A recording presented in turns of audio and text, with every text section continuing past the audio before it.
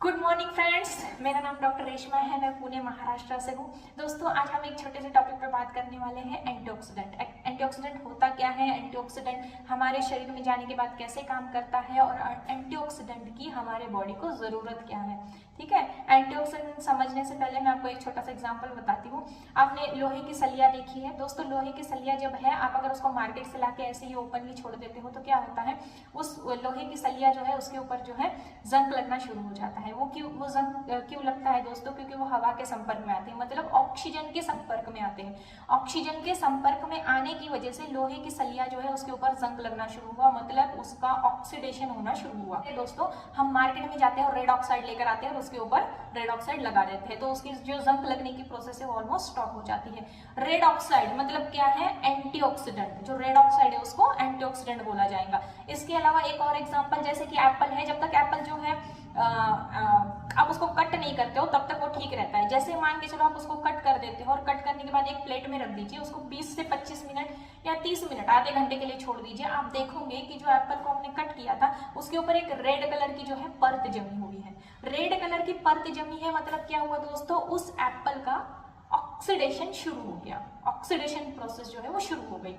Oxidation मतलब क्या? उसकी एजिंग प्रोसेस जो है वो शुरू हो गई। ठीक इसी तरीके से जब हम हवा के संपर्क में आते हैं, मतलब आज की डेट में जो हवा हम इनहेल कर रहे हैं वो क्या है? डिफेक्टिव ऑक्सीजन है, पहले की तरह नहीं है। पहले जो है ओरिजिनल होता, अच्छी हवा होती थी, उसमें पोल्यूशन नहीं होता था। आज की डेट में हवा में बहुत ज्यादा पोल्यूशन है। तो हवा के जरिए जब हम ऑक्सीजन लेते हैं तो ऑक्सीजन में क्या है?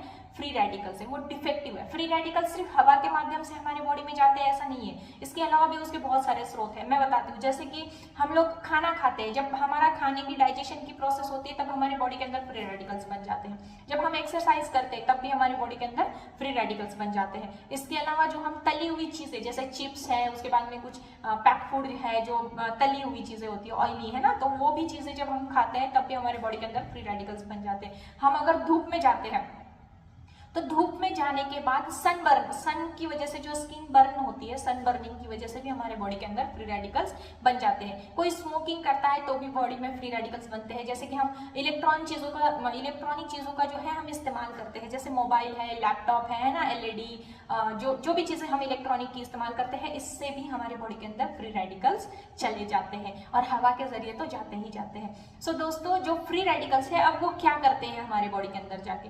फ्री रेडिकल्स जो है जब ये हमारे बॉडी के अंदर जाते हैं तो ये क्या करते हैं? हमारे सेल को डैमेज करते हैं। वो सेल को डैमेज कैसे करते हैं, इस टॉपिक को थोड़ा सा ध्यान देके सुनिएगा।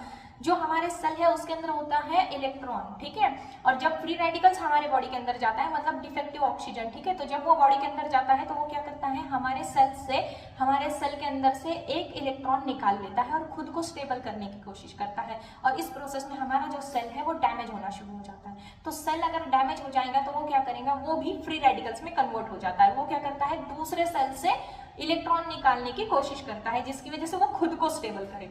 और इसी चक्कर में क्या होता है, जब हमारे बॉडी के अंदर फ्री रेडिकल्स की मात्रा बढ़ जाती है, मतलब ज्यादा फ्री रेडिकल्स चले जाते हैं बॉडी के अंदर, तो क्या होता है? हमारी एजिंग प्रोसेस जो है वो फास्ट हो जाती है। हमारे सेल की एजिंग प्रोसेस जो है वो फास्ट हो जाती है। ऑक्सीडेटिव स्ट्रेस जो है वो हमारे बॉडी के अंदर बढ़ जाता है। ऑक्सीडेटिव स्ट्रेस अगर हमारे बॉडी के अंदर बढ़ जाता है तो हमारी बीमार होने की जो स्पीड है, बीमारियां बढ़ने की, हमारे शरीर में जो बीमारियां बढ़ने की जो स्पीड है वो 3 गुना ज्यादा बढ़ जाती है। एग्जाम्पल मैं आपको बता रही हूँ। मान के चलिए कि जो ब्लड है, ठीक है, ब्लड के अंदर अगर फ्री रेडिकल्स चले गए और वो ब्लड सेल को डैमेज करना शुरू कर देते हैं, अगर वो ब्लड सेल को डैमेज करते हैं तो ब्लॉकेज बनने की प्रोसेस हमारे शरीर में होती है नॉर्मली, उसको 3 गुना ज्यादा स्पीड में कर देते हैं, ठीक है। उसके अलावा जैसे मान के चलिए कि बॉडी में किसी पार्ट में अगर जाकर फ्री रेडिकल्स उस पार्ट के सेल को डैमेज करते हैं, एग्जांपल के तौर पे जैसे कि उन्होंने हमारी जो आंतों के जो सेल है उसको डैमेज करना शुरू कर दिया, उसके अंदर से इलेक्ट्रॉन निकालना शुरू कर दिया, तो क्या होगा? हमें आंतों का कैंसर होने के चांसेस बढ़ जाते हैं। इसके अलावा जैसे हार्ट जो है हमारा, हार्ट के अंदर वो अगर ब्लॉकेज, फ्री रेडिकल्स चले जाते हैं और वहाँ पे वो सेल को डैमेज करना शुरू करते हैं तो हमें हार्ट अटैक आने के चांसेस 3 गुना ज़्यादा बढ़ जाते हैं। सो दोस्तों इसी तरीके से बॉडी के जिस पार्ट में फ्री रेडिकल्स जाते हैं और फ्री रेडिकल्स सेल को डैमेज करते हैं तो उस पार्ट की बीमारी होने के चांसेस, बीमारियां बहुत टाइप की होती है, जैसे घुटनों के बॉडी के जो जॉइंट है उसके अंदर अगर फ्री रेडिकल्स काम करते हैं और सेल को डैमेज करते हैं तो आर्थराइटिस होने के चांसेस बढ़ जाते हैं। आंखों के सेल को अगर वो डैमेज करते हैं तो मोतियाबिंद होने के चांसेस बढ़ जाते हैं। इसी तरीके से बॉडी के जिस भी पार्ट में वो जाते हैं फ्री रेडिकल्स और बॉडी के जिस पार्ट के सेल को वो डैमेज करते हैं उस टाइप का हमें बीमारी होने के चांसेस जो है वो 3 गुना ज्यादा बढ़ जाते हैं। अब एंटीऑक्सीडेंट क्या काम करता है दोस्तों? एंटीऑक्सीडेंट एक्चुअली पाया जाता है हमारे फ्रूट्स में, हमारे नट्स में और हमारे वेजिटेबल्स में, ठीक है। कुछ प्रकार की दालों में भी पाया जाता है लेकिन वो कम होता है, कम मात्रा में होता है। अब देखो फ्रूट्स जो है हम खाते नहीं है, ठीक है। उसके बाद नट्स भी हम लोग इस्तेमाल नहीं करते हैं। तीसरा वेजिटेबल हम रोज लाते हैं, रोज खाते हैं, लेकिन हम लोग क्या करते हैं, जब भी वेजिटेबल को लेकर आते हैं हम उसे कच्चा नहीं खाते, हम उसको क्या करते हैं, हम उसको पकाते हैं। जब हम उसको पकाते हैं तो उसका क्या होता है, उसका प्रोपोर्शन जो एंटीऑक्सीडेंट है उसका प्रोपोर्शन चेंज हो जाता है और फिर हम उसको खाते हैं। तो फ्रेंड्स अगर हमें हेल्दी रहना है तो हमें एक्स्ट्रा कुछ सप्लीमेंट के तौर पे एंटीऑक्सीडेंट लेने की जरूरत है। अगर आप गूगल पे जाके सर्च करते हो कि सबसे ज्यादा एंटीऑक्सीडेंट किस चीज में पाए जाते हैं तो आपको मिलेंगे हर टाइप की बेरीज और चेरीज में हेवी एंटीऑक्सीडेंट पाए जाते हैं, लेकिन ये हमें खाने के लिए मिलते नहीं है दोस्तों। मैं आपको एक प्रोडक्ट सजेस्ट करना चाहूंगी, जो प्रोडक्ट अगर आप इस्तेमाल करते हो तो आपके बॉडी के अंदर जो है हेवी मात्रा में एंटीऑक्सीडेंट चले जाएंगे। ये प्रोडक्ट है दोस्तों रेनेटस वेलनेस, इस कंपनी का ये प्रोडक्ट है, इम्यूजोन नाम है इस प्रोडक्ट का। ये प्रोडक्ट मैंने बहुत सारे पेशेंट्स को दिए हैं और बहुत बढ़िया रिजल्ट उन लोगों के लिए है दोस्तों। ये क्या करता है, इसमें हेवी मात्रा में एंटीऑक्सीडेंट है और जैसे मैंने थोड़ी देर पहले बताया था बेरीज चेरीज में सबसे ज्यादा एंटीऑक्सीडेंट पाए जाते हैं और इस प्रोडक्ट के अंदर जो है 18 अलग अलग टाइप के बेरीज चेरीज जो है उसके मॉलिक्यूल एक्सट्रैक्ट किए हुए हैं। ये प्रोडक्ट जो है जिसको मैंने दिया, जैसे कि मेंटली स्ट्रेस के लिए इस्तेमाल करवाया, कैंसर के पेशेंट को दिया था, 2-3 कैंसर के पेशेंट थे मेरे पास, उनको भी मैंने सजेस्ट किया था प्रोडक्ट। इसके अलावा एक को ज्वाइंट पेन की तकलीफ थी, उसको भी मैंने प्रोडक्ट सजेस्ट किया था।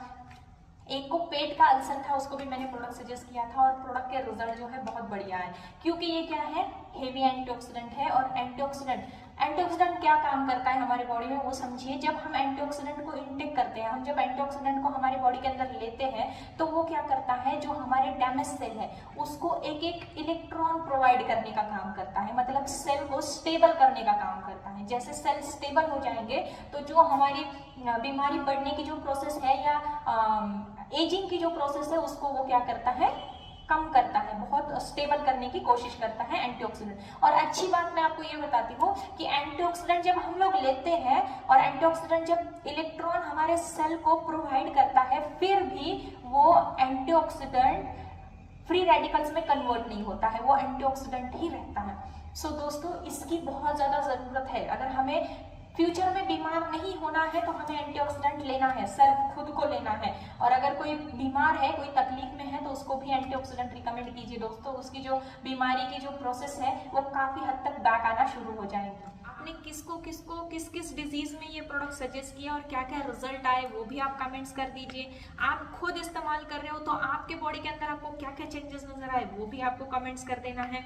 और दोस्तों इसके अलावा भी अगर आपकी कोई क्यूरीज है, कोई क्वेश्चंस है तो आप कमेंट्स कर दीजिए। नेक्स्ट टाइम उसका भी वीडियो मैं बनाकर उसमें भी आपके जो क्वेश्चंस है उसके जो आंसर है वो देने की कोशिश करूंगी।